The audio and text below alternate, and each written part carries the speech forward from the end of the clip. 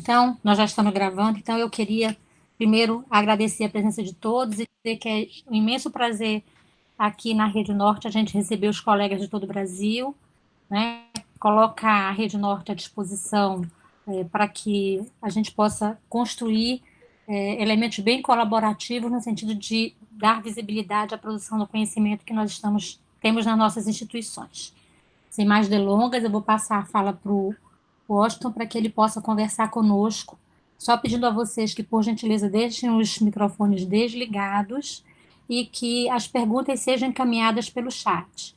Como nós pensamos essa conversa direcionada para a Rede Norte, a gente fez uma rodada de perguntas e já encaminhou para Washington, e ele já vai nos responder no decorrer aqui dessa conversa, mas nós estamos abertos para que todos que queiram perguntar, ao final façam a pergunta pelo chat, ok? Então, pronto. Agora é com você, querido. Muito obrigado, Célia.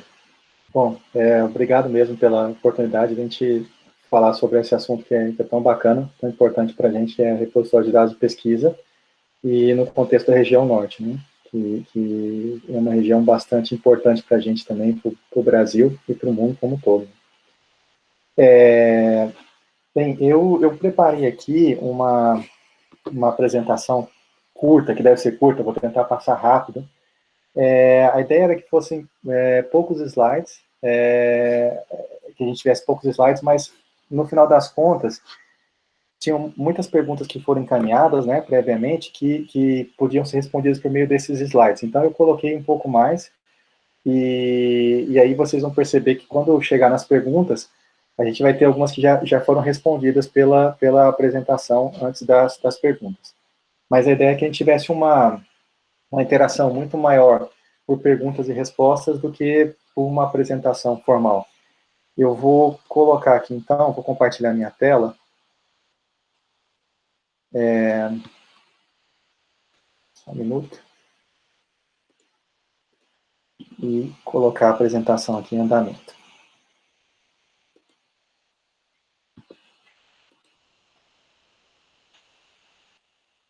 Bom, então, essa roda de conversa sobre repositório de dados de pesquisa da região norte. Meu nome é Washington II, para encurtar. Tem 5 sobrenomes, 4 sobrenomes, 4 sobrenomes, né? Até perdi a conta. Mas eu uso o segundo porque é o último da lista. Sou coordenador do Laboratório de Metodologia de Tratamento e Disseminação da Informação, estou coordenador, na verdade, né? E que é uma área responsável, uma coordenação responsável do IPICT para assuntos da ciência aberta, e meu envolvimento é bem mais voltado para questões tecnológicas. A Tainá, que também está na plateia aí, coordena a parte de informação, ciência da informação, e eu fico mais ligado à parte tecnológica. Então, a gente faz essa dobradinha dentro da coordenação, dentro da Colab. Vou passar aqui, próximo slide. O que acontece?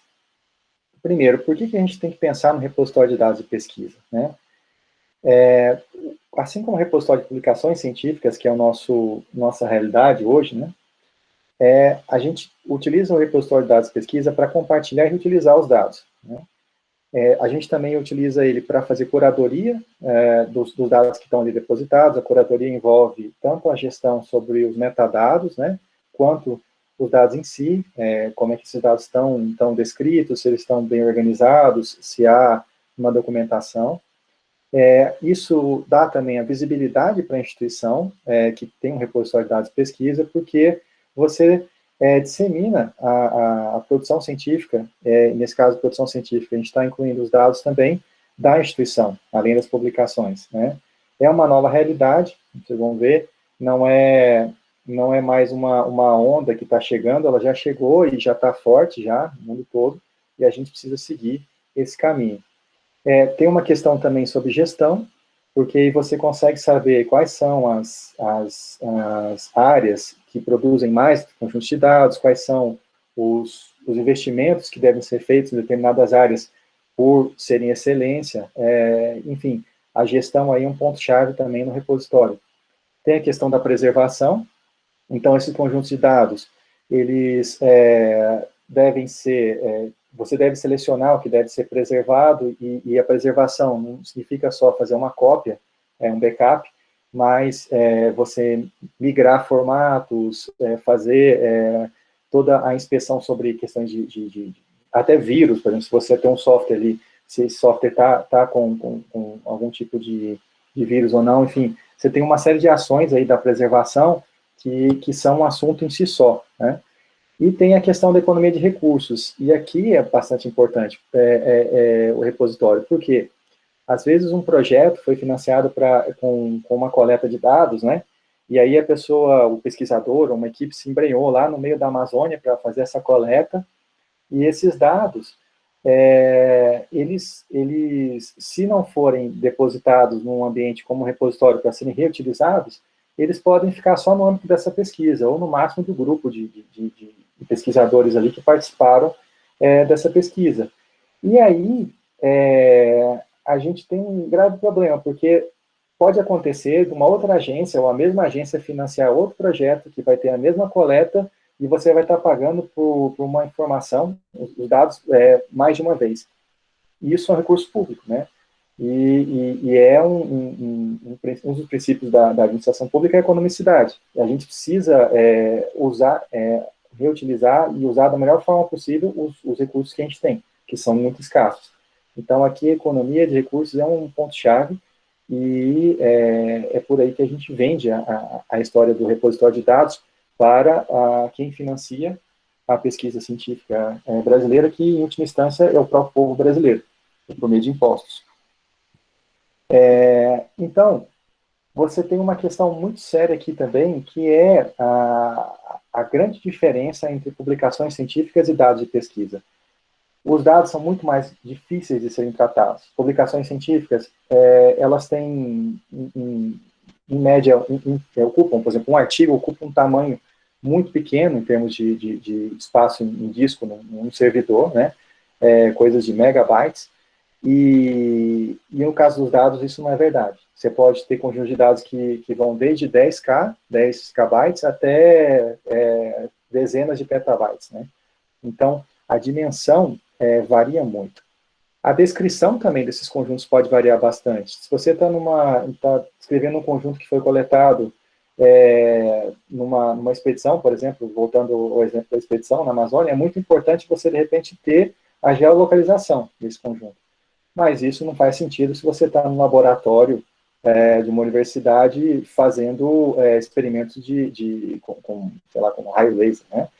Não vale a pena você falar, não, isso aqui a geolocalização foi no laboratório da universidade. Isso não faz sentido para aquele conjunto de dados. Mas para quem está fazendo expedição no meio de uma floresta, é importante saber onde aquele dado foi coletado.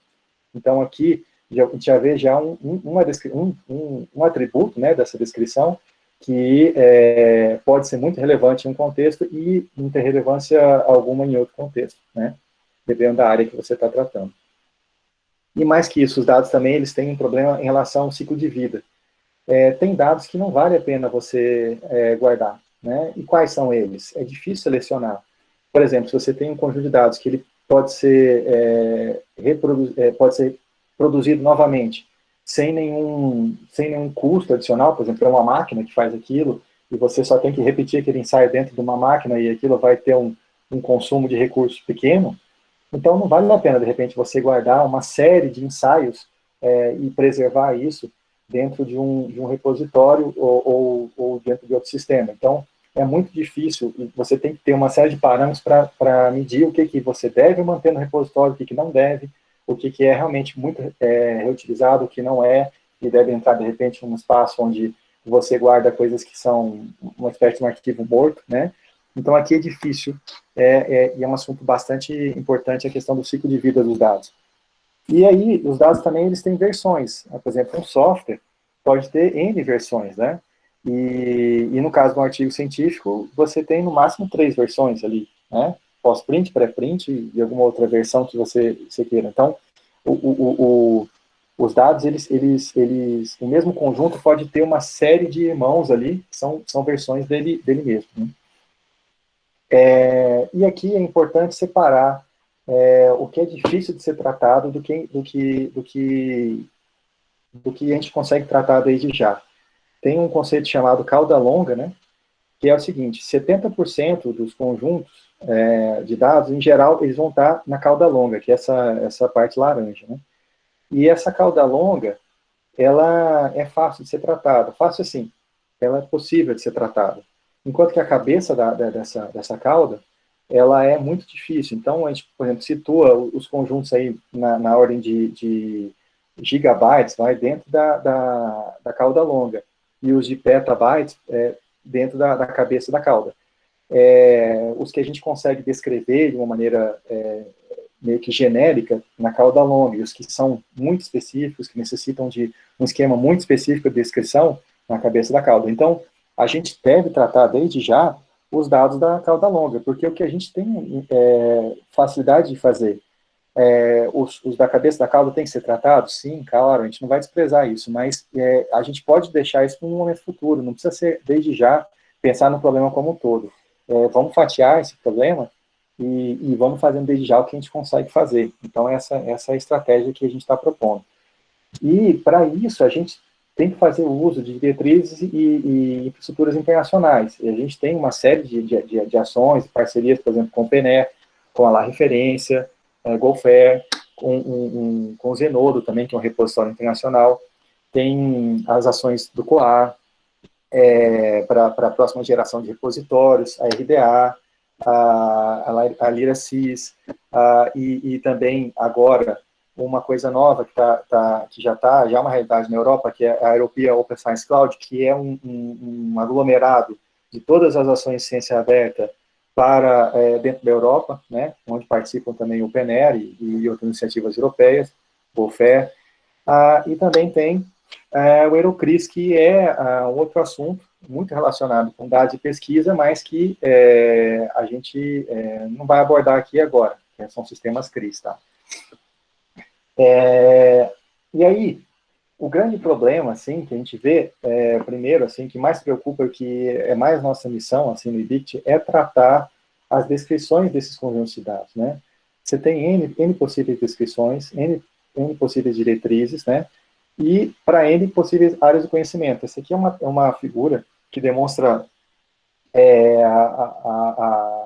uma divisão, uma classificação de áreas de conhecimento que um diretório de repositório de dados de pesquisa utiliza, que é o RE3 Data, e ali você percebe que, poxa, se a gente for tratar cada sub-área de modo diferente na hora de escrever os dados, isso vai ser uma loucura. Então, o que a gente pensa começar com um esquema genérico, né, de metadados, que é dado pelas diretrizes OpenAIRE 4, né, e estender esse esquema para uma ou outra área, vendo a necessidade de se colocar um metadado a mais, um descritor a mais naquele esquema que a gente tem central, né? Então, é dessa forma que a gente está trabalhando. Por exemplo, a diretriz OpenAIRE 4, elas trazem esses atributos para esses campos, né, na descrição de um conjunto de dados, e esses campos não são campos planos, assim, eles são campos complexos. Eu vou mostrar um pouquinho à frente como é que, um exemplo, por exemplo, do creator, como é que ele é descrito, né? O creator seria quem produziu aqueles dados, né? E às vezes você pode até dar um papel, um subpapel para o creator, né? Se foi só quem coletou, quem analisou, enfim, é possível colocar tudo isso dentro de um só atributo, que é o creator. Então, são 18 atributos, e, por exemplo, no caso do creator, como eu estava falando, a gente tem aqui o creator, ele pode ser um nome simples, como por exemplo, aqui, Miller John, né? Mas ele pode ter outras informações associadas a esse creator. Então, ele tem um nome, que é a Jane Smith, e tem uma filiação, OpenAIRE, né? E tem também um identificador SNI associada a essa pessoa, né? E você pode ter outros identificadores, pode ter ORCID, pode ter LAX, né? E esse tipo de descrição, né, ele é muito diferente do esquema que a gente está acostumado dentro do repositório de publicações, que é o esquema Dublin Core, né? A gente precisa, na hora dos dados, de um esquema muito mais rico, ou pelo menos uma estrutura mais rica, para descrever esses conjuntos. Não é possível mais utilizar só o Dublin Core, né? E aí a gente cai na outra questão, que foi várias coisas que eu vi muitas perguntas em relação a isso, e de fato a primeira dúvida que surge. Poxa, a gente já tem uma super rede de repositórios no Brasil. Aqui, esses mapinhas, eles mostram aqui. O primeiro, o vermelho, são bibliotecas locais de teses e dissertações, o verdinho são os repositórios institucionais, e o azul são as revistas eletrônicas, né? Então, se a gente já tem repositórios institucionais de publicações científicas, né, e bibliotecas de teses e dissertações, por que não usar esses sistemas já para abrigar dados de pesquisa, né? Aí, a resposta vem muito do que eu falei um pouco ali acima. O esquema que os repositórios de publicações têm para descrever publicações científicas não serve a dados de pesquisa, tá? E nem é possível adaptar o esquema que a gente tem para dados de pesquisa dentro de um repositório de publicações. Então, o grande problema, assim, o principal é esse. Existem outros ainda, que eu vou falar um pouquinho mais na sequência. Então, a gente tem, assim, coça a mão na hora que fala, poxa, dados de pesquisa, vamos usar o DSpace, pô, a gente já sabe o DSpace, sabe como funciona, e assim, falando assim, muito abertamente, para mim seria muito mais fácil a gente disseminar o uso do DSpace para dados de pesquisa, porque é algo que a gente já domina, né, de certo modo, a gente já trabalha com isso há muitos anos, e seria legal a gente continuar utilizando o DSpace para tudo, né? Mas o problema é que ele não atende, e eu vou mostrar o porquê na sequência também. A gente tem hoje 135 instalações de DSpace no Brasil, né? O que representa 90% dos repositórios e bibliotecas de teses e dissertações, das instalações existentes de repositórios ou bibliotecas de teses e dissertações. E essa composição, ela está em várias, a gente tem DSpace de várias versões, tem versão 5, versão 6, até uma pequena parcela na versão 1, tá?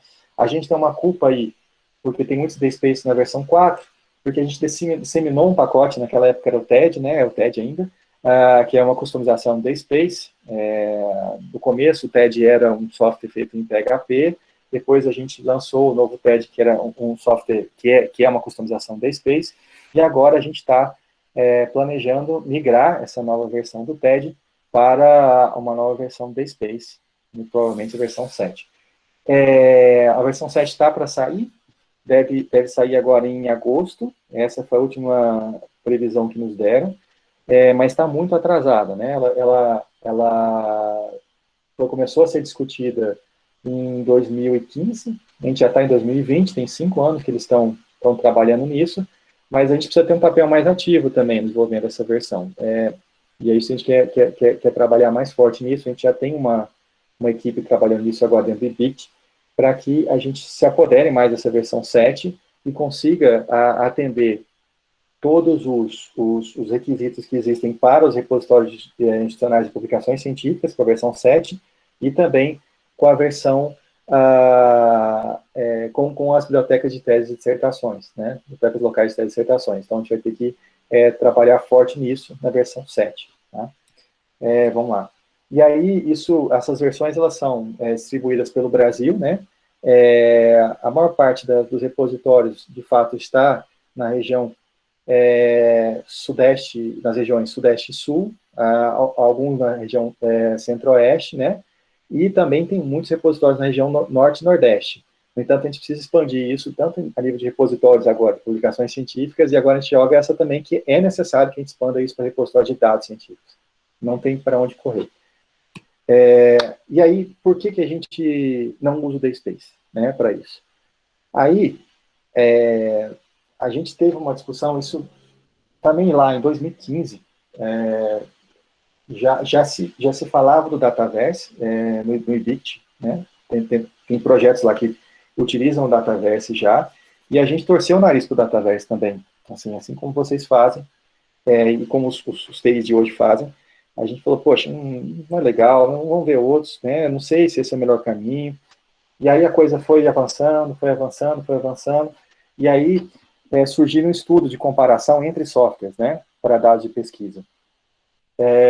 A gente fez um, que tentou fazer um compilado desses estudos que, nesse tempo que ficou se discutindo qual o melhor software para utilizar e para disseminar para dados de pesquisa, né? E a gente fez uma comparação, então, entre o Dataverse e o Invenium, que é um software bastante interessante, o DSpace, né, que é o que a gente já tinha, e o Secan, que é um software também bacana.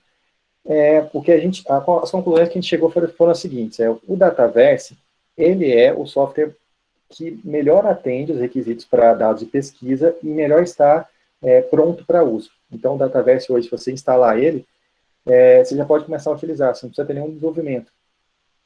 No caso do Invenium, isso não é verdade. O Invenium é muito bacana, só que você precisa ter um time de TI de desenvolvimento forte para que você atenda a todos os requisitos para um repositório de dados de pesquisa, né? O DSpace, ele é muito bacana, a gente já sabe, só que ele é totalmente desenhado para aplicações científicas e vai continuar sendo na versão 7. Então, a gente não recomenda que a gente utilize o DSpace para dados de pesquisa. Você pode utilizar? Pode, mas ele não foi feito para isso, tá? É mais ou menos assim, a gente até brinca, né, que para quem é martelo, tudo prego parece, né? Então, a gente não pode ter essa cabeça de achar que uma ferramenta só vai atender a tudo. Infelizmente, o DSpace não é essa ferramenta, não é a mais adequada para tratar dados de pesquisa, tá? Para armazenar dados de pesquisa. Pode ser feito, no entanto, não vai se cumprir o papel de um repositório de dados de pesquisa como o Dataverse cumpre, tá? No caso do Secan, ele é um software muito legal, só que ele é totalmente voltado para dados governamentais. Ele não tem esse viés de dados de pesquisa, né? Ao contrário, o Dataverse tem. O Dataverse foi desenvolvido para dados de pesquisa. Então, foi essa a conclusão que a gente chegou.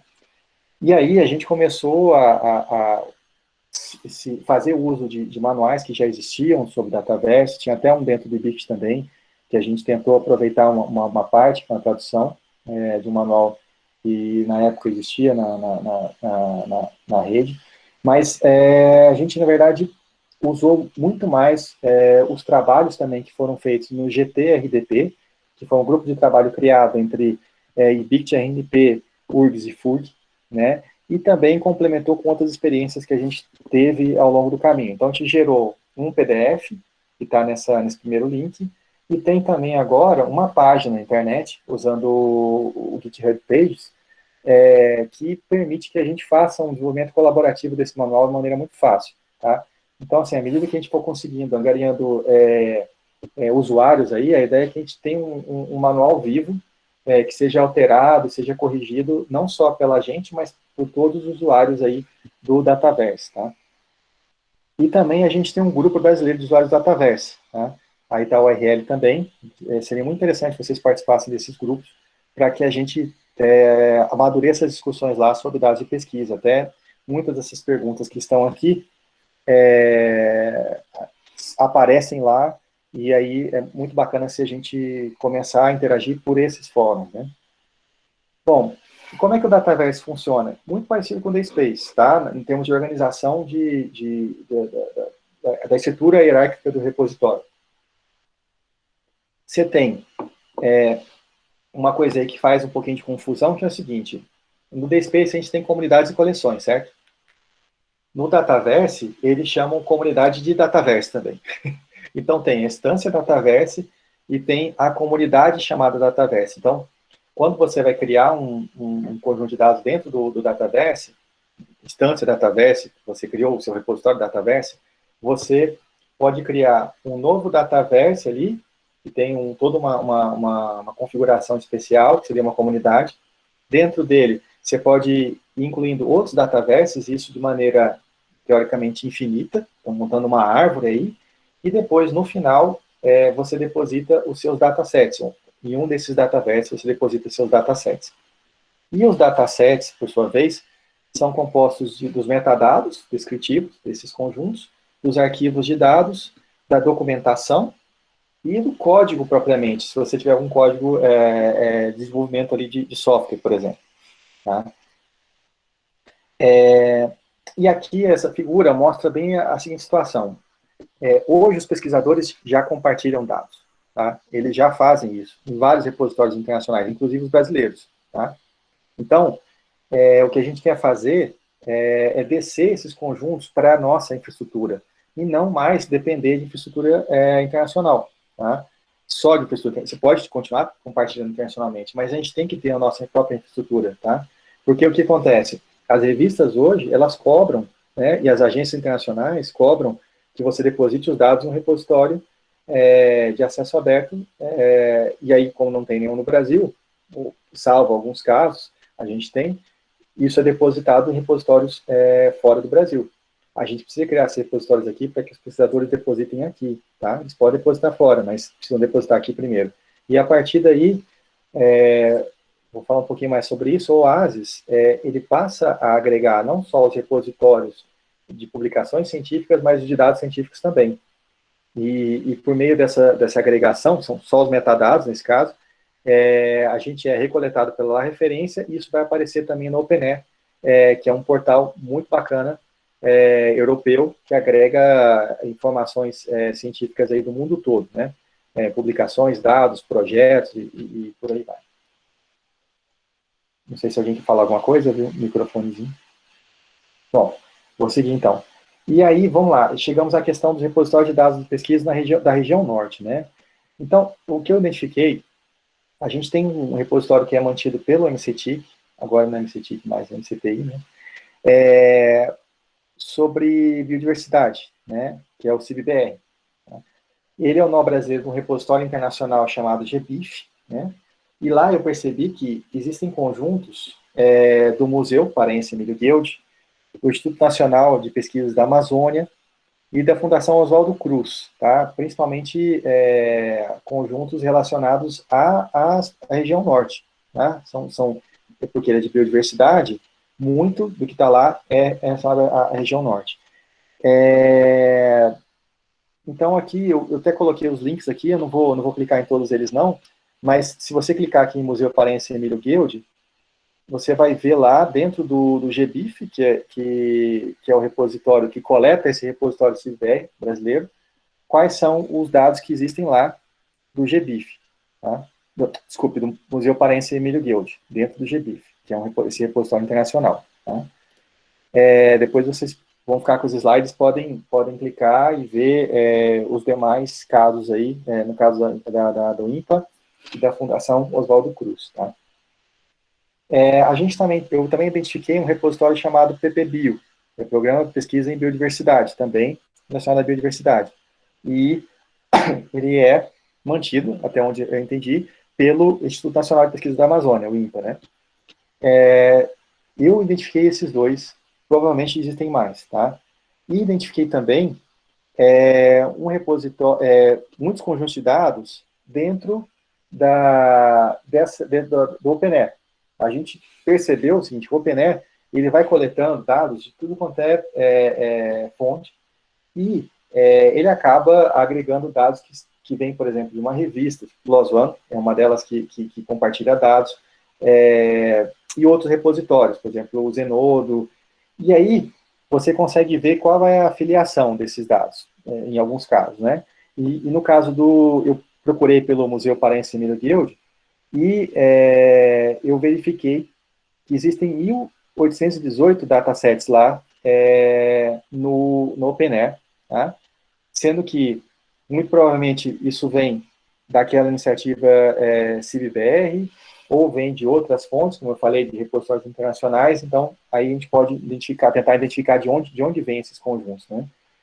Se você clicar aqui, deveria levar até lá, mas não está levando, deixa eu ver aqui. Vou sair aqui rapidão. Então, não sei por que não está levando. Síndrome de Bill Gates. Bom, depois eu vejo aqui. Eu posso compartilhar as URLs também depois certinhas de como a gente vê isso lá dentro do OpenAir. Ou senão eu posso fazer melhor. Eu vou lá no OpenAir Explorer.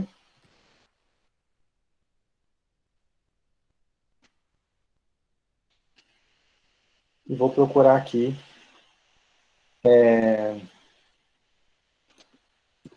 museu.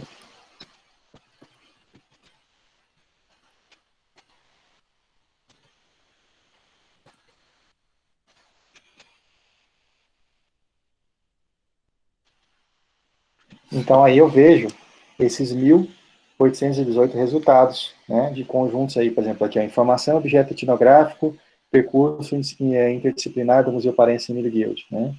E aí, quando eu clico nesse conjunto, eu consigo ver de onde que ele veio, tá?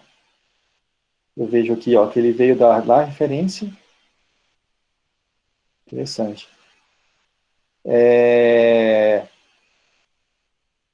Veio de uma revista, na verdade. Um artigo do Doage. E acho que do próprio CIBBR aqui, porque está aqui a MCTI, Museu Parense Emílio Guild, não sei. A gente pode dar uma olhada com cuidado.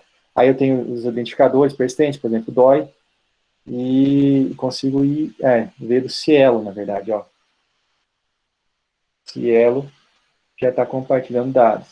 Tá vendo? A gente já tem essa realidade dentro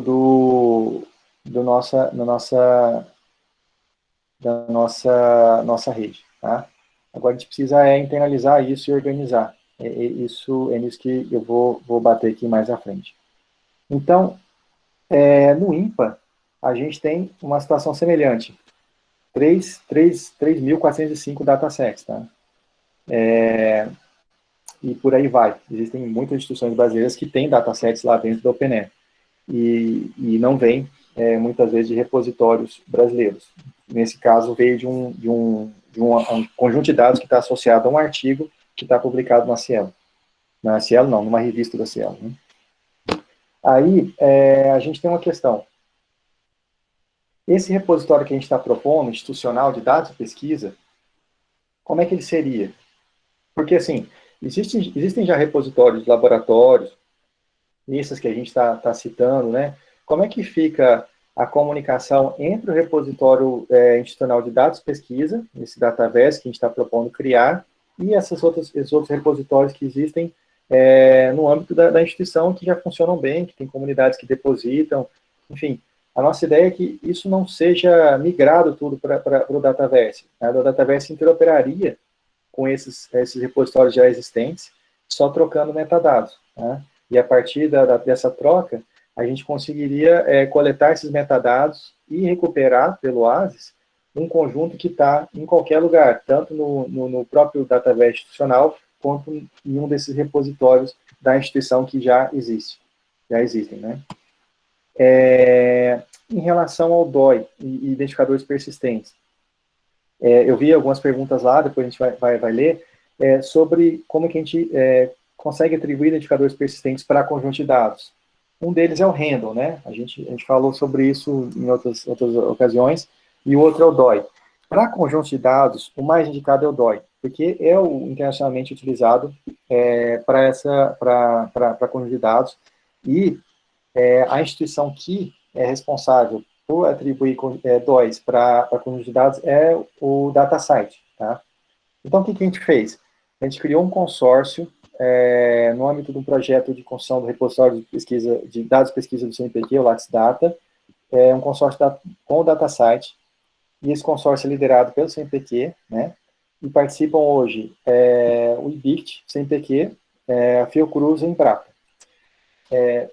Ele é fechado? Não, não é. É aberto. Qualquer um pode participar. E como é que funciona? O CNPq, ele está pagando a taxa de afiliação, tá? Para todo mundo. As taxas relativas aos DOIs utilizados que são pagas pela instituição. Então, tem que se fazer um acordo com o CNPq, e aí vocês pagariam uma taxa muito menor do que se fizesse uma afiliação direta, tá? Seja via DataCite, seja via outro instrumento, tá? E aí, o que a gente quer fazer é inserir mais instituições nessa jogada, porque são só essas 4 agora, mas são 4 de peso, assim, principalmente Fiocruz e Embrapa agregam muito, e a gente precisa inserir mais instituições. Então, fica o convite, se vocês se sentirem tocados, por favor, entre em contato e a gente pode ver como fazer, como viabilizar isso e eu os coloco em contato com a pessoa que está gerindo isso lá no CNPq, que é o Paulo Henrique, e a gente vai tocando como formalizar isso, esse esse consórcio com as instituições novas, e como já começar a atribuir DOIs. A gente já pode atribuir DOIs já para conjunto de dados, tanto no BIT, quanto na CNPq, quanto no Fiocruz, quanto em Embrapa, via esse consórcio. E o que a gente está tentando fazer é montar uma rede descentralizada nesse momento. Aqui existem várias topologias que a gente pode ter. No início era tudo centralizado, a gente tinha um repositório só, por exemplo, se o exemplo Archive, todo mundo ia lá e depositava no Archive seus achados, né? Agora a gente já está passando uma situação descentralizada, onde você tem repositórios espalhados em várias instâncias, que são agregados por outros nós aqui, e a partir daí são também recoletados por outros sistemas internacionais, como é o caso do Oasis, hoje coletando revistas, repositórios, vocês com a Rede Norte, a Rede Nordeste, enfim, e Rede Sul, as redes regionais brasileiras, a gente tem essa ideia de que as coisas têm que ser agregadas por muitos nós, para que, se a informação faltar em um dos nós, ela pode ser recuperada por outro. E o cenário ideal é que todos os repositórios pudessem comunicar com todos os repositórios, né? Tivesse uma péssima malha, que é o cenário da rede distribuída. A gente caminha para isso, mas ainda tem um tempinho para chegar lá, tá? A gente, por enquanto, está nesse cenário descentralizado. E aí, qual o papel do BIT nisso? Dar suporte para que a gente crie repositórios de dados de pesquisa, institucionais, nesse caso. A gente também a gente desenvolve, também adapta e difunde diretrizes para conjuntos de dados, para como a gente deve criar esses repositórios e como esses conjuntos de dados devem ser escritos, né? E a gente estende agora o nosso metabuscador, esse agregador nacional, para conjunto de dados, não só para publicações, mas a gente vai passar a coletar também os metadados de conjunto de dados, tá? A gente já está conseguindo fazer isso. Algumas adaptações precisam ser feitas ainda na interface, inclusive o nome do OASIS talvez tenha que mudar, porque hoje o OASIS é Portal Brasileiro de Publicações Científicas em Acesso Aberto, e a gente tem que mudar para chamar a atenção para a ciência aberta, na verdade, porque o acesso aberto é um dos pilares da ciência aberta, já está cumprido por meio dos repositórios e das revistas, das bibliotecas locais de dissertações, e agora, por meio dos dados científicos, a gente coloca um pilar ali para a ciência aberta, não só mais acesso aberto. E a gente é um nó da La Referência, que é essa rede latino-americana de repositórios de ciência aberta, né?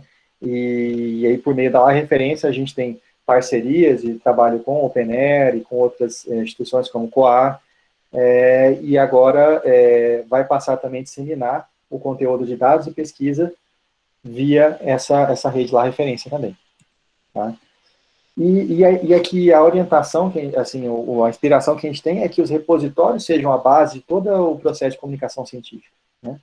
Você tem uns repositórios nessa arquitetura que é chamada de PubFair, que foi proposta por um grupo do COA, que é a Confederação Internacional de Repositórios de Acesso Aberto, e o que eles estão propondo é o seguinte: os repositórios deveriam ser o caminho de entrada para qualquer tipo de objeto digital para a comunicação científica. A partir daí, você teria uma camada que seria de interoperabilidade com os sistemas de publicação, né? Que aí está o OJS e outros sistemas que colheriam informação vinda dos repositórios para fazer as publicações, agregar revisão e por aí a coisa vai. E depois você teria os administradores, né, os stakeholders, que fariam todo o processo de curadoria, vamos assim dizer, como de verificar de fato como esse processo que está rodando no Publish Layer pode ser validado, pode ser reutilizado, as informações geradas por esse Publish Layer pode ser bastante útil, por exemplo, para financiadores, para pesquisadores individuais e para sociedades acadêmicas, né? E, por fim, você tem o Destination Channels, que seria a parte mais inovadora desse processo, que meio que mudar o modo como hoje a gente vê comunicação científica, que é só por meio de artigos e por aí vai, para assinaturas. E as assinaturas aí, não pensem, são assinaturas pagas, são assinaturas do tipo, sistemas de assinatura. Hoje a gente tem Spotify, você pode assinar um artista, aí o artista, esse, no caso, nesse caso seria o pesquisador, você pode assinar um tema, né? Aí poderia ser projeto de pesquisa, ou qualquer coisa em relação a isso, e aí tudo que você tivesse de output novo dentro dessa assinatura que você fez, você receberia por push ou por algum tipo de sistema que permitiria você ter uma espécie de playlist da sua pesquisa científica, né? Isso facilitaria muito a recuperação da informação e o modo como você consegue interagir com toda a pirâmide aí da comunicação científica, tá? E você teria um modelo de governança aí rodando em paralelo que faria com que essa arquitetura fosse perene, né? Que fosse sempre sendo atualizada e sendo mantida. E aí, o que a gente tem é o novo OASIS-BR, que vai agregar, então, os conjuntos de dados, os repositórios, que já agrega as revistas, a BDTD, que é a Biblioteca Digital de Dissertações, e disseminando esse conteúdo todo para fora do Brasil, via RICAP, que é o portal semelhante ao OASIS, só que português, a rede lá referência é o PNE. E pronto, por aí me calo. Eu vou só ler algumas perguntas e começar a discutir. E aí vamos para a sessão de perguntas e por aí eu posso voltar também para os slides e responder algo que já está aqui dentro dos slides, né? Deixa eu só olhar aqui o tempo, como é que está. Maria, já foram 43 minutos. Tá. Não, mas pode ir tranquilo, não tem problema não, Washington. A gente costuma passar 1 hora. Para nós isso é tranquilo. Acho que está muito claro e para a gente está sendo bastante produtivo. Então, fique à vontade. Tá bom. Então, vamos lá. Primeira coisa que foi perguntada foi quais são as especificações mínimas de um servidor para a instalação de um RDP. Olha só, a gente não precisa de um servidor com muita capacidade, não para instalar um Dataverse, né, que é o que a gente está recomendando. Uns 50 GB de HD, uns 8 GB de RAM, vamos colocar assim, pode ser até 4, recomendável que seja 8, e sistema operacional, preferência Linux, e o processamento também, você pode ter reservar ali como 4 núcleos para processar o que vai acontecer dentro desse repositório.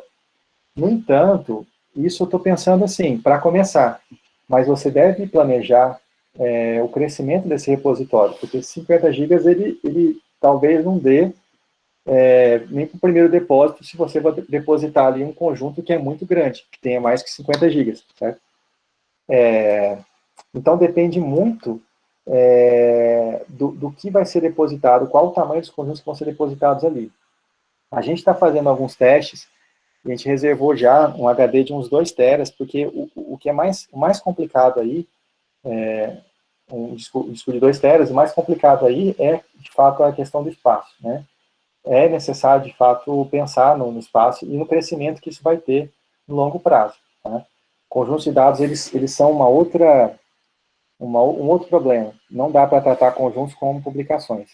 Então, a primeira coisa que a gente pode fazer é planejar, montar um plano, pensando quantos depósitos esse repositório vai receber durante um dado período, como um mês, né, um ano, qual o tamanho médio que esses conjuntos vão ter, né, e vai ter, e também pensar assim, esse repositório pode começar no primeiro ano com um pouco espaço e evoluindo depois. Olha, né, agora a coisa pegou mesmo, vamos aumentar mais, vamos colocar mais recursos. Então, a sugestão que eu dou, comece pequeno, de repente com esses 50 GB só, e fazendo testes e vendo como a coisa funciona, e depois vai expandindo e já vai pedindo esse tipo de recurso, planejando para o futuro. Tá? Qual o formato de equipe necessária para a implantação e manutenção do RDP? Olha, no mínimo, tem que ter uma pessoa de ciência da informação e uma pessoa de tecnologia da informação. Esses dois são imprescindíveis. No entanto, também tem que ter um envolvimento político também, então tem que ter envolvimento da alta gestão para que a coisa funcione.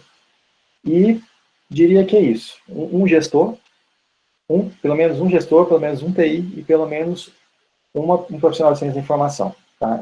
Esse é o formato mínimo necessário. Agora, se o repositório começa a crescer muito, uma equipe de 3 pessoas realmente é muito pouco. Então, tem que pensar, tudo nisso aí depende da projeção que você faz, né?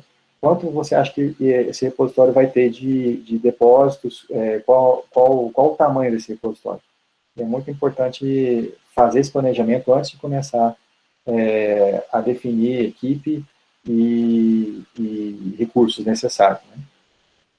Né? Se os RDP são uma realidade para universidades, quem fará o suporte? Então, nesse caso, a gente tem que pensar que é um repositório institucional, certo? Então, quem tem que fazer o suporte é a instituição. A instituição tem que se envolver nesse, claro, ao nascimento desses repositórios e vai tentar ajudar de todas as formas, mas quem tem que assumir mesmo o repositório é a instituição. E aí eu digo instituição desde o mais alto cargo, desde o reitor, né, no caso de uma universidade, no caso de um instituto de pesquisa, desde o diretor, até o pesquisador, né, que vai fazer uso desse repositório. Então a gente tem que pensar em envolver todo mundo e fazer um plano, uma política, né, esse é importante, a palavra política de gestão desse repositório, para que envolva a todos, né? Inclusive a equipe de suporte, o pessoal de TI, né? Os meninos, os garotos da TI. Né? Sei que para o repositório de dados seja viável, é necessário que se faça uso de identificadores persistentes para referenciar os conjuntos de dados. Sabemos também que identificadores persistentes, como o DOI e Handle, possuem um custo. Gostaria que ele falasse, aqui eu esqueci de mudar aqui o tempo verbal, a pessoa, né? Gostaria que ele falasse se há alguma iniciativa nacional ou projeto no sentido de custear esses identificadores para instituições públicas. Então, o projeto que a gente tem é daquele consórcio com o CNPq, Embrapa e Fiocruz, tá? A gente sugere fortemente que as instituições façam parte desse consórcio para que a gente tenha um consórcio forte e consiga pleitear, de repente, até diminuição dos custos da atribuição desses identificadores persistentes para conjunto de dados. Tá? Há que se falar, que alertar é o seguinte, que o Dataverse ele não funciona se você não tem identificadores persistentes para conjunto de dados. Tá? Você pode até atribuir identificadores falsos para fazer testes, mas quando você for colocar em produção, é necessário que se coloque identificadores verdadeiros atribuídos por essas instituições, no caso o DataCite, tá? Para o DOI. Eu não sei se eu respondi a pergunta, depois a gente pode ver no final também se é isso. A indicação é essa, façam parte do consórcio. Sobre o DOI e o Handle ainda, né? Se há uma expectativa de ter uma política nacional para aquisição cooperada, bom, esse eu respondi na anterior, né? Exatamente isso, a nossa aquisição cooperada vai ser via esse consórcio. Agora ele está sob a tutela do CNPq, nossa participação também é grande ali, mas, a nossa participação de REBICT, né? Mas nada impede também que no futuro a gente faça um comitê, alguma coisa que faça a gestão desse consórcio. Tá? Ele tinha que começar de alguma maneira. O CNPq tinha recursos para né, pagar o início. E a gente pode fazer de repente, uma gestão um pouco diferente no futuro. O CNPq tem interesse em manter isso ad eterno, por enquanto. Né? É contraditório isso, né? Mas ele tem interesse de se manter como gestor desse consórcio, e quanto mais instituições a gente agregar, melhor será para pleitear os custos mais baratos para atribuição de DOIs. Tá? E o bacana desse consórcio é que a gente tem uma gestão nacional, né? Existem outras iniciativas, mas que a gestão está fora do Brasil. A gente quer estabelecer um consórcio aqui que seja brasileiro, que a gente tenha gestão sobre ele, governança sobre ele. É por isso que a gente tem empregado esse modelo. Há uma política norteadora mínima estabelecida como núcleo para o Brasil e cada instituição adapta e inclui outras medidas de acordo com sua necessidade. Sim, está em vias de sair para consulta pública, que é o resultado do GT. A Tainá também está participando aqui também, ela também está à frente disso. Eu também estou, Bianca. E para a construção de diretrizes, norteadores para repositórios de dados, tá? E para publicações científicas também. Seria uma política de diretrizes para a ciência aberta no que se refere a dados e publicações científicas, tá? Incluindo aí teses e dissertações. Isso está para sair, tá? E assim que sair, vocês com certeza vão tomar conhecimento, a gente vai dar ampla divulgação, tá? Para elaborar um projeto de repositório de dados de pesquisa institucional, o que deverá ser dado ênfase? Bom, foram aquelas coisas que a gente se referiu, né? A infraestrutura, TI, a equipe que envolve não só TI, mas informação e gestores, e a questão do identificador persistente. Acho que são essas, na verdade, são 4 coisas, né? Essas 4 coisas que a gente tem que levar em consideração desde o início, tá? A diretriz, o manual para implementação de RDP, eu repeti essa daqui, porque eu entendi que essa diretriz aqui pode ser tanto diretriz para o repositório, para o manual, para o repositório Dataverse, né? Quanto para as diretrizes políticas, como essas que eu falei que vão sair do GT do MCTI, quanto à questão também de diretrizes de metadados. Em relação ao manual do Dataverse, eu me referi na apresentação, né, naquele slide, que a gente tem já o manual e que a gente quer construir ele também e construir de forma colaborativa. A gente tem, em relação às diretrizes, a gente deve disponibilizar isso também nesse modelo, que possa ser receber contribuições externas também, mas a gente tem que gerar um documento agora, no início do mês que vem, né, Lucas? O Lucas deve estar aí também na conversa, no início do mês que vem, para a OGP, que é um grupo que a gente vem trabalhando já há 2 anos, com a proposta de diretrizes para dados de pesquisa. A gente já tem esse documento. Eu estou chamando a atenção do Lucas, mas um pouco é culpa minha também, que eu preciso parar, revisar esse documento e a gente passar ele para ser divulgado na OGP, e a partir daí a gente vai divulgar também amplamente para toda a comunidade brasileira. Tá?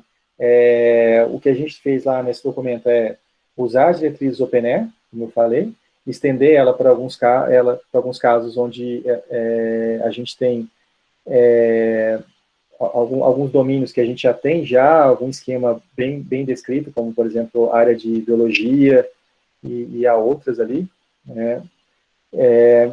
E a partir daí, a gente vai deixar em aberto para construir novos padrões que sirvam a áreas específicas, né? Sempre tendo como base as diretrizes OpenAir. Então, as diretrizes OpenAir são a base de tudo aí para a gente, tá? A gente estudou bastante elas, fez comparações também com outros esquemas de descrição, por exemplo, o esquema que é utilizado pelo Fair Data Point, e um material ali que acho que vai ser bem bacana, a gente vai divulgar em breve. Houve uma participação também do João Moreira, que é um professor da Universidade de Twente, na Holanda, que é especialista em interoperabilidade e que foi um dos desenvolvedores do Fair Data Point. E a gente espera ainda continuar essa parceria com ele também, porque a abordagem que eles utilizam é bem interessante. No entanto, a gente está ainda a caminho de chegar num ponto que é desejado pela comunidade inteira. Porque existem muitos tipos de interoperabilidade, e a gente pode falar esse detalhe depois, mas é muito complicado você atingir o nível máximo de saída. Então, o que a gente está pretendendo é começar com um nível intermediário e ir avançando para esse nível máximo, dizer assim, aos poucos, tá? Para ter uma estratégia onde a gente vá caminhando e vá evoluindo com o tempo. Tá? para elaborar um projeto de RTP institucional. O que deverá ser dado ênfase? Acho que eu já falei sobre isso. As diretrizes já falei. Quem ainda está se organizando no repositório institucional de publicações precisa saber o que para não sentir tanta dificuldade quando iniciar um RDP, um repositório de dados de pesquisa. É exatamente o que a gente já falou, né? A experiência com os repositórios de publicações científicas é fundamental. Então, as pessoas que já lidam com publicações vão ter muito mais facilidade para entender o que deve ser feito com um repositório de dados de pesquisa. No entanto, tem que ter um desenvolvimento aí, né? E aí é pesquisar, ver quais são as diretrizes que vão ser divulgadas, essas que vão ser divulgadas em breve brasileiras, e as internacionais que já estão aí para serem consultadas. Eu coloquei todos os links aí.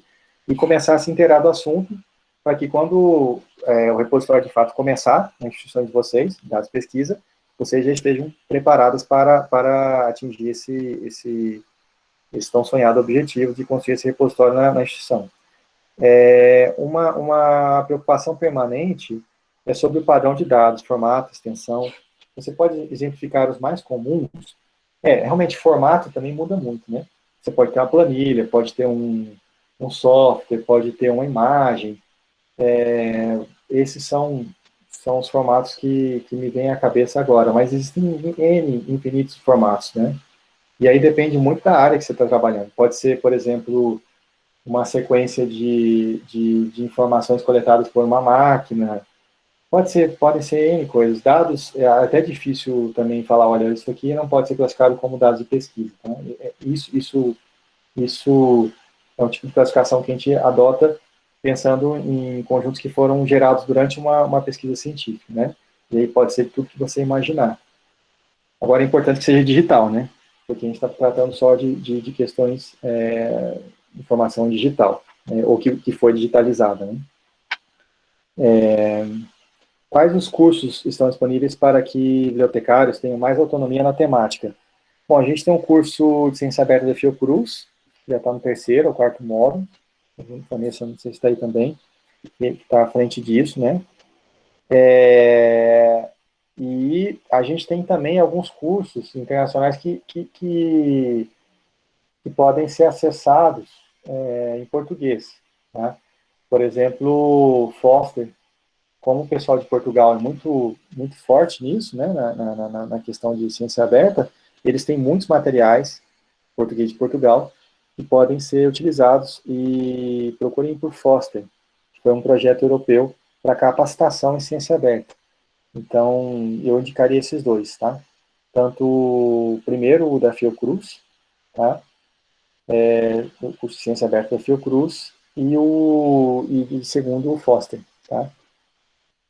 Quais cursos... Tá, a mesma coisa, né? Essas duas perguntas, 11 e a 12, né? Quais cursos estão disponíveis para que bibliotecários tenham autonomia em relação a repositório de pesquisa? Eu não me percebi aqui que eu coloquei duas dúvidas iguais. Praticamente a mesma coisa. Bom, a gente podia parar aqui e, de repente, ver se tem alguma pergunta da plateia. Bom, vocês podem colocar as perguntas agora aqui no chat, né? Mas eu queria desde já, eu estou aqui pelo chat olhando que há participação do pessoal do consórcio do CNPq, né? Pelo Uhum, menos foi informado aqui. E eu uhum, desde já gostaria de convidá-los, e eles podem se manifestar, se precisar, podem abrir o microfone, uhum. convidá-los para uma conversa conosco na Rede Norte. A Legal. ideia é que eles venham uma quarta-feira para explicar assim, o que é o consórcio, como funciona, o que é que as instituições precisam fazer para participar do consórcio, quais são as contrapartidas, enfim, esclarecer a todos, porque eu acho que esse é um grande caminho para as instituições. E aqui no grupo da rede, esse assunto está fervilhando, né? Uhum. Então, se eu queria que o pessoal do CNPq pudesse nos dizer, é possível participar conosco numa rede de conversa, numa roda de conversa? Paulo, quer se manifestar? Pode abrir o microfone, Paula. Então, pode abrir o microfone, Paulo, não tem problema nenhum. Sim, vocês estão me ouvindo? Estamos. Sim. Ah, eu estou à disposição se vocês quiserem discutir num momento adequado. eu tenho algum material que explica as regras e como é que o custo é dividido. O custo é baixo. E o CNPq está aberto a negociar. Eu estou à disposição. Paulo, então eu vou pegar você na palavra, amigo. Vamos marcar para o dia 8 de julho, porque os nossos encontros são sempre às quartas-feiras. Na próxima quarta, nós temos uma conversa com um amigo que está conosco na sala da Universidade do Minho, que é o Ricardo, que vai conversar conosco sobre estatística. Na quarta seguinte, nós faremos uma conversa com vocês. Pode ser? Pode, Então, tá bom. Eu vou sem entrar em problema contato. nenhum. Vou disponibilizar daqui um e-mail seu no chat. Eu vou entrar em contato com você Sim, por esse e-mail, pode ser? claro. Então, tá Fique, bom. Então, fique, fique à vontade. Se você quiser também, peraí.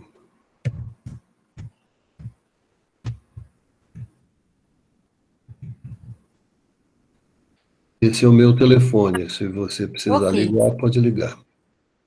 Se você achar interessante, aqui as pessoas estão colocando o seguinte: se você achar interessante ter conhecimento sobre esse material que você vai discutir antes, previamente, você pode encaminhar. Eu vou conversar isso com você, você encaminha, eu encaminho para o pessoal da rede, aí quando a gente vier para a conversa, a gente já vem mais esclarecido.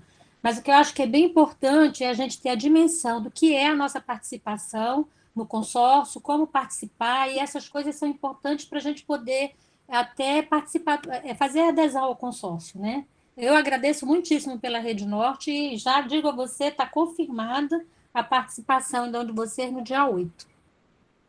Tá bem, ok, Ok? certo. Ok, obrigada, Paulo. Washington, Eu, eu que pode falar. agradeço o convite. Não, digo, eu que agradeço o convite. Tá ótimo. A gente divulga, viu, Paulo? A gente recebe gente nessa sala do Brasil inteiro. Ela é coordenada por nós da Rede Norte, nós trabalhamos muito com o grupo da rede, mas a gente tem aqui nessa sala hoje gente do Brasil e de fora do Brasil, inclusive, tá? Sim, Então, eu muito acho que é uma bom. boa oportunidade para todos nós, tá, João? Washington, eu tenho uma pergunta aqui da Nilzete, ela está perguntando, o processo de curadoria dos repositórios de dados de pesquisa é similar ao dos repositórios institucionais? Bom, eles têm semelhanças, mas, como eu disse, né, a curadoria dos dados ela é muito mais complexa, né, do que das publicações, né? Você tem metadados diferentes, você tem dimensões diferentes, né, do como você pode fazer essa curadoria, né? Como eu disse, você pode ter até um software ali que você tem que passar um antivírus para ver se os dados não tem um vírus, algo assim. E essa é a dificuldade. Então, tem semelhanças porque é um processo semelhante, mas tem especificidades muito inerentes a dados de pesquisa. Ok? Eu estou aqui com uma questão também do Laerte, que é ele está nos dizendo o seguinte, a UFPB tem um dataserve ufpb.br, porém a instituição não tem uma política para povoar o repositório. Você vislumbra alguma política nessa direção para as universidades federais? Sim. Então, esse GT do MCTI, ele deve soltar essa diretriz para a elaboração dessas políticas das instituições, e a ideia é que seja de fato obrigatório, né, dos pesquisadores, o depósito dos dados que foram coletados ali no âmbito da instituição. Esses dados podem ser depositados, então, no repositório institucional, no caso de vocês, da UFPB, ou pode ser depositado no repositório, por exemplo, do CNPq, quando for financiado pelo CNPq, né? É uma coisa que a gente vem discutindo. Mas é muito importante que seja obrigatório, porque o que é facultativo, em geral, não é cumprido. Infelizmente é assim, né? Agora, para ser obrigatório, você tem que dar as ferramentas, né, para o pesquisador, para ele fazer esse depósito. Então, se você tem o repositório já disponível, poxa, muito bacana. Agora obrigar que os pesquisadores depositem isso aí. E como que você poderia obrigar? De repente, na avaliação para progressão na carreira, você considerar também se ele está depositando as publicações que ele tem e se está depositando os dados também nesse repositório. É uma boa estratégia isso. O Leste também está colocando que eles têm outros problemas, né? Porque eles ainda não conseguiram, ele está dizendo, não conseguimos despertar o interesse dos bibliotecários para administrar o repositório, para criar plano de gestão de dados, etc. Você tem alguma sugestão, Austin? Então, o que eu sugiro é, se você tem uma política dessa obrigatória, as pessoas vão ter que correr atrás para se envolver com o repositório, entendeu? Porque a partir do momento que você tem a política, o repositório vai ter que ser movimentado, vai ter que ter manutenção e os planos de gestão vão ter que ser criados. Então, eu partiria por aí, partiria pela política, e aí as pessoas depois teriam que correr atrás para perceber. De todo modo, também tem o lado não tão drástico assim, né, não tão violento, que é tentar conscientizar essas pessoas, mostrar a importância do repositório, por que ele é tão relevante, que é um espaço para que os profissionais de ciência da informação desenvolvam novas habilidades, que é a nova ciência da informação, enfim, tentar cativar, né, mas também ter esse lado um pouco mais, esse prático, pragmático, que é importante também. Ok. Olha, os colegas da Fiocruz, generosamente, como sempre, estão disponibilizando já aqui o link para esse curso, que é muito bom, realmente muito bom, que o Austin falou, né? Os cursos em EAD da Fiocruz. A Vanessa compartilhou aqui com a gente no chat um link para que a gente possa, quem tem interesse, possa acessar, né? Bom, eu não tenho mais pergunta aqui no chat. Está todo mundo bem esclarecido ou está todo mundo assim ainda meio impactado com a fala do Austin? Não, a gente tem mais perguntas ainda aqui, viu? Então faça. Dá Pode. tempo ainda? Dá tempo sim. A gente costuma ficar pelo menos 1h30, 2 horas na sala. Tá bom, Pode então ir vamos lá. tranquilo. Vamos aproveitar, então. Eu vou colocar aqui, então, porque tem outras dúvidas aqui que, assim, a gente já tocou alguns pontos, mas é importante reforçar. Deixa eu ver aqui. Então, voltando para a apresentação, eu separei em dois blocos aqui de perguntas, né? Então, o segundo bloco aqui fala o seguinte, ó, trabalhar em rede tem sido uma solução viável para as universidades que sabemos, né? Não há orçamentos para investimentos, sobretudo para as áreas tecnológicas, né? Criação de dados de pesquisa, RDP, repositório de dados de pesquisa, RDP, o chamado de cauda longa, consolidado por meio do consórcio para a região norte. Seria uma solução viável ou cada instituição deveria criar o seu? Bom, poderia ser um repositório só para a região norte como um todo, mas como eu disse, dependendo da instituição, esse repositório teria que ser um monstro, né? Pensando assim, se você receber um volume muito grande de dados, então é melhor que você tenha vários repositórios que de fato façam parte da rede e distribuir essa carga, entendeu? De armazenar esses conjuntos. Mas é possível também, se vocês quiserem começar com um repositório só para a rede como um todo, pode ser uma estratégia interessante. No entanto, eu acho que a longo prazo ela não é sustentável. É só isso que eu coloco. Mas, assim, lógico que tem que se trabalhar em rede. Então, se forem vários repositórios, todos eles têm que ser congregados na mesma rede, região norte, e também na rede nacional, que é o ASBR. Qual é a plataforma mais indicada para RDB? A gente já falou, o Dataverse, né? Por que utilizar o DSpace para a criação? Por que não utilizar um DSpace, né? Para a criação de repositório de pesquisa? Os professores, os alunos e equipes de TI questionam direto isso, são em geral contra a utilização de outro software. É muito natural isso, porque a gente já conhece muito o DSpace, já tem hábito de trabalhar com o DSpace, então vou usar um jargão aqui, utilizar o Dataverse é uma quebra de paradigma, né? Para sair da zona de conforto, entendeu? A gente já está confortável com o DSpace, e a gente tem vários problemas com o DSpace, a gente pensa assim, poxa, eu vou ter que trabalhar com outro software ainda que eu não conheço. Bom, infelizmente é melhor fazer dessa forma do que fazer um puxadinho dentro do DSpace, tá? Como eu disse, é possível usar o DSpace, mas não é recomendável, tá? A gente recomenda fortemente que a gente use o Dataverse para dados de pesquisa. Há uma previsão de lançamento da plataforma Dataverse, como se fosse um dia D, para chamar a atenção da comunidade científica brasileira. Do Dataverse em si, não, né? Porque ele é um software que é um software livre, e já está aí, e as pessoas já utilizam amplamente, já mundo afora. Então, para o Dataverse especificamente, não. Mas eu achei essa pergunta interessante, que a gente poderia tentar bolar algum lançamento da rede mesmo de repositórios, né? Eu acho que isso é bastante importante. A gente pode pensar nisso, tá? Fazer algum lançamento da rede de repositórios de dados de pesquisa, né, nacional. Isso é bem importante. As ferramentas que estão sendo criadas para esse modelo de repositório de dados já vem com um conjunto de metadados padronizado, com um modelo para nos orientar? Sim.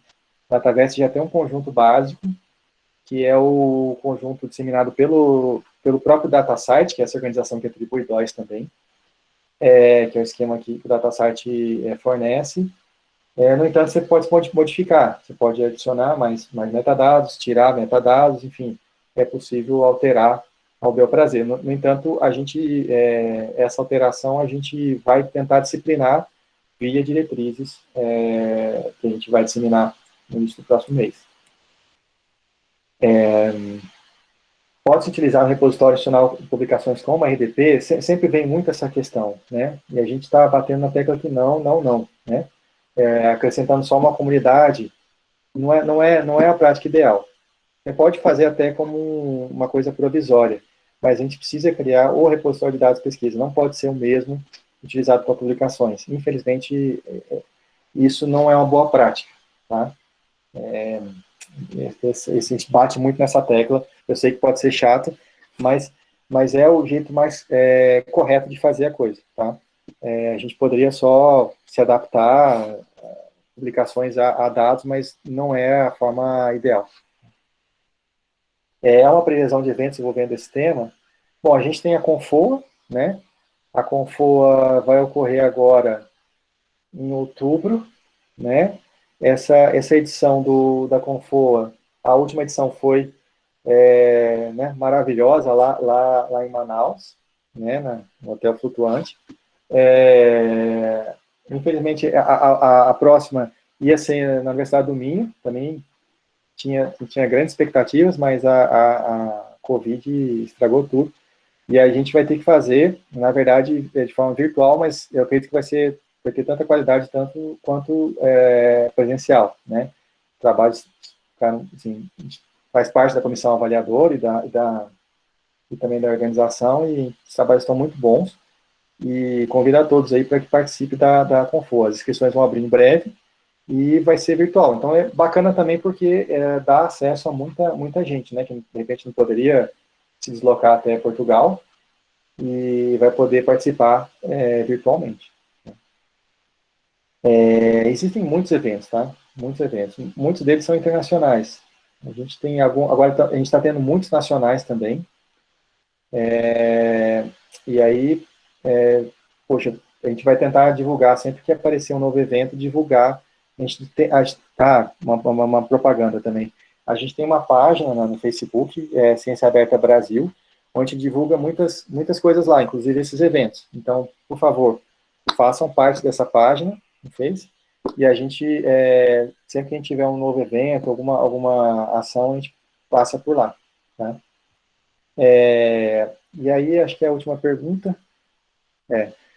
Como forma de aumentar a confiabilidade dos repositórios de dados pelos usuários, há algumas certificações e autoavaliações, como, por exemplo, o Core Seal, DIN 31644, Nestor, ISO, aqui acho que era ISO, 2S, ISO 16363-8, que são agrupadas em 4 áreas principais de avaliação: organização, gerenciamento de objetos digitais, infraestrutura técnica e gerenciamento de riscos de segurança no Brasil. Quais medidas estão sendo tomadas para que a confiabilidade seja alcançada? Então, esse conjunto de diretrizes também, de novo, do MCTI, tem que tomar cuidado para não falar MCTI,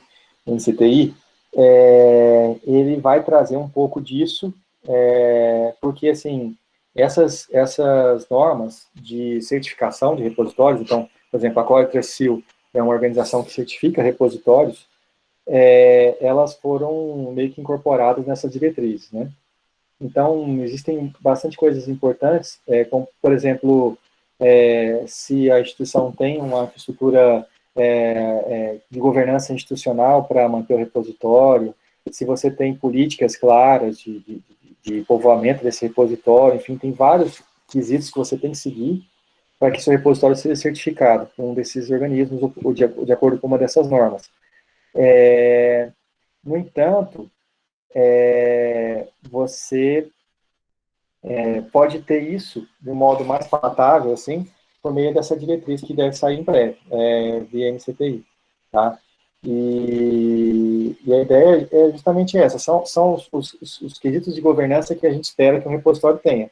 Depois que você tem esses quesitos, você pode pleitear uma certificação, e é bacana que você tem um selinho lá, pô, esse repositório é certificado, é confiável, enfim, é legal, a gente pode depois tentar pleitear a certificação de repositórios, né? Mas, por enquanto, a gente está na fase de criação de repositórios ainda, né?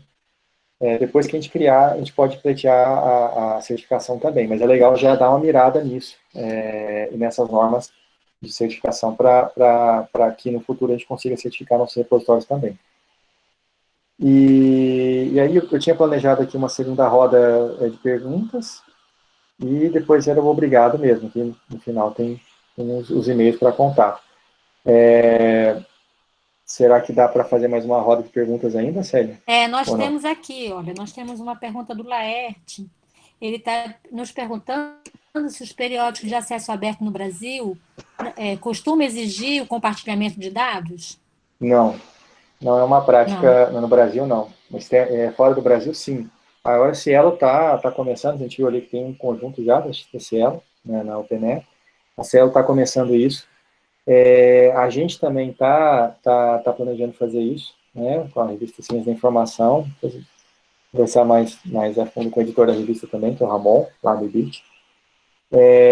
Quem tinha proposto isso também era a Lena Vânia, né, para a Ciência da Informação, que é a professora Lena Vânia, né, do IBIT. Uhum. E ela quer exigir os dados e fornecer o repositório do IBIT como um repositório de dados institucional do IBIT para depositar esses dados da revista, né. E a gente precisa amadurecer essa conversa, mas é uma prática bastante interessante e que a gente tem que avançar nessa frente também. Tá? Fora do Brasil, isso é uma prática. No Brasil ainda não, inclusive foi um levantamento que a Delavânia fez, Delavânia não, a professora Delavânia fez com a aluna dela de mestrado, doutorado, se não me engano, produziu um artigo mostrando que é uma prática internacional que no Brasil não é difundida. Entendi. O Leste também está perguntando se o IBICT tem algum plano de apoio para as universidades federais com respeito ao Dataverse, ou como ele fez com o The Space, né? Sim, a gente tem esse plano, sim. Primeiro a gente está construindo assim, um know-how, mas assim, a gente quer, de fato, ter uma comunidade mais ativa nesses grupos de discussão. Então, a primeira coisa que eu penso é usar bastante esse canal do grupo Dataverse Brasil, usar também esse manual que eu entendo que deve ser colaborativo no GitHub, e continuar com as oficinas que a gente fazia para repositórios de dados, de publicações, a gente deve fazer também para repositórios de dados de pesquisa. A gente deve fazer também webinars e situações onde a gente possa alcançar o maior público possível aí nessa capacitação. Tá? Então, a gente quer fazer isso.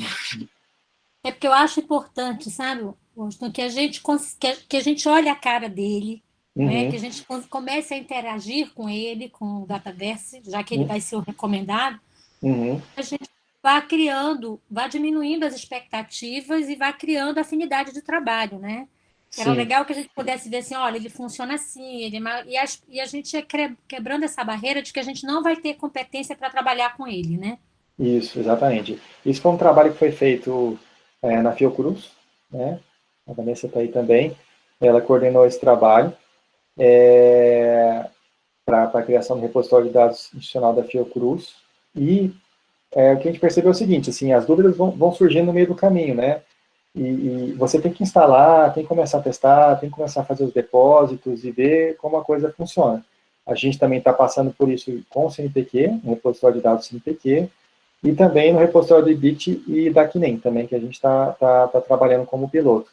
Então, é um trabalho que você só aprende fazendo, assim, tem que começar, tem que instalar, tem que arrumar uma pessoa que dê o apoio de TI, comprar o apoio da gestão, alta gestão, e começar. Tem que começar de algum modo, sabe? Não dá para só ficar imaginando como seria, tem que fazer mesmo. É isso mesmo, né? É. O Leste também está dizendo que o Dataverse do IBICT não interage com a universidade, é isso mesmo? Então, essa é uma confusão. A gente tem um Dataverse no IBICT já, que é um Dataverse específico a projetos da rede cariniana, né? E o que acontece? O Dataverse também ele tem uma outra vantagem que eu esqueci de falar. Ele tem uma abordagem voltada para a preservação também, digital, né?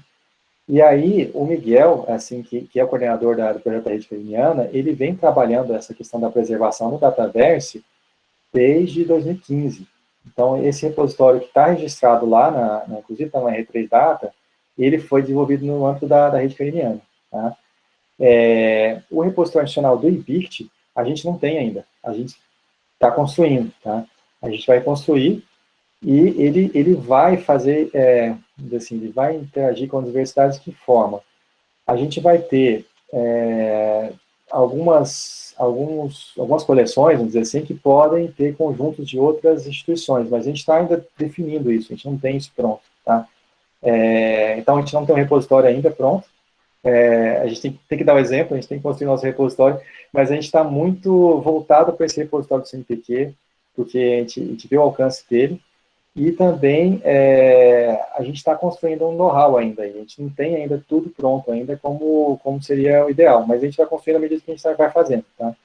O repositório do IBIT tem que nascer também, o IBIT tem que nascer em breve. Eu não consigo dar uma previsão ainda, mas eu quero que nasça nos próximos meses aí, tá? E aí a gente vai ter algum tipo de interação com outras instituições também.